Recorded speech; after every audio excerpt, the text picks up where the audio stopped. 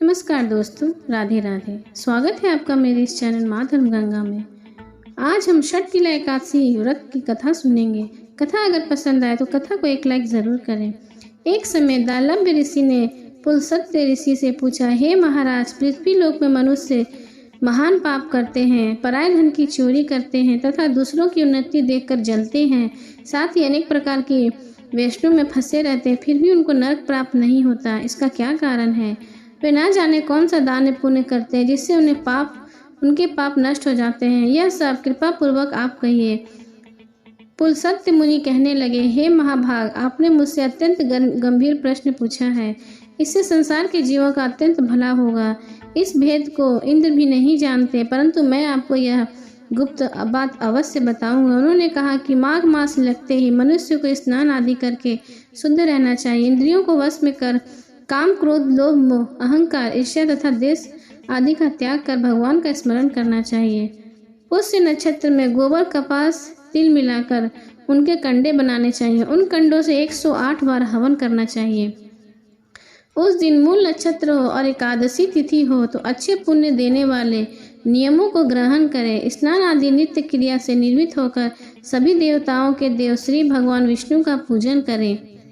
रात्रि में जागरण करें, इससे विष्णु भगवान प्रसन्न होते हैं। छठ तिला एकादशी व्रत कथा। एक समय नारद जी भगवान विष्णु से कहने लगे, भगवान, छठ तिला एकादशी का महात्म हमें बताइए। भगवान विष्णु ने नारद से कहा, नारद जी, मैं छठ तिला एकादशी का व्रत कथा आपको सुनाता हूँ, सो आप ध्यान पूर्वक सुनो। प्राचीन काल में पृथ्वी लोक में एक ब्राह्मणी रहती थी। वह सदैव व्रत किया करती थी। एक समय वह 1 मास तक व्रत करती रही। इससे उसके शरीर अत्यंत दुर्बल हो गया। यद्यपि वह अत्यंत बुद्धिमान थी, तथापि उसने कभी देवताओं या ब्राह्मणों को अन्न दान नहीं किया। इससे मैंने सोचा कि ब्राह्मणी ने व्रत आदि से अपना शरीर शुद्ध कर लिया, अब इसे विष्णु लोक तो मिल ही जाएगा, परंतु इसने कभी अन्न दान नहीं किया तो इसकी तृप्ति कैसे होगी। भगवान ने आगे कहा, ऐसा सोचकर मैं भिखारी के वेश में पृथ्वी लोक में उस ब्राह्मणी के पास गया और उससे भिक्षा मांगी। वह ब्राह्मणी बोली, महाराज, आप किस लिए आए हैं? मैंने कहा, मुझे भिक्षा चाहिए।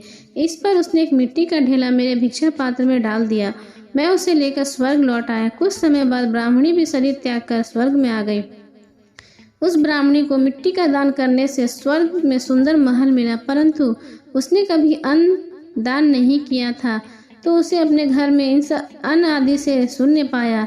घबराकर वह मेरे पास आई, कहने लगी, भगवान, मैंने अनेक व्रत आदि से आपकी पूजा की, परंतु फिर भी मेरा घर अन्न आदि वस्तुओं से शून्य है। इसका क्या कारण है?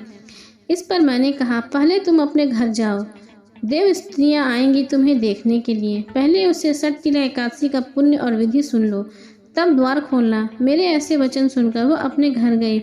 जब देव स्त्रियां आई और द्वार खोलने को कहा तो ब्राह्मणी बोली, आप मुझे देखने आई हैं तो छठ तिला एकादशी का महात्म मुझसे कहो। उनमें से एक देव स्त्री कहने लगी कि मैं कहती हूँ। जब ब्राह्मणी ने छठ तिला एकादशी का महात्म सुना तब द्वार खोल दिया। देवगणाओं ने उसे को देखा कि न तो वह गांधर्वी है और ना ही आसुरी है, वरन पहले जैसी मानव है। उसे ब्राह्मणी ने उनके कथा अनुसार छठ तिला एकादशी का व्रत किया। इसके प्रभाव से सुंदर व रूपवती हो गई तथा उसका घर अन्न धन समस्त सामग्रियों से भर गया।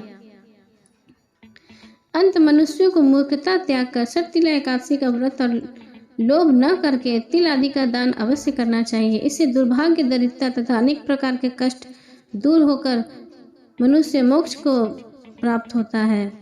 बोलो विष्णु भगवान की जय।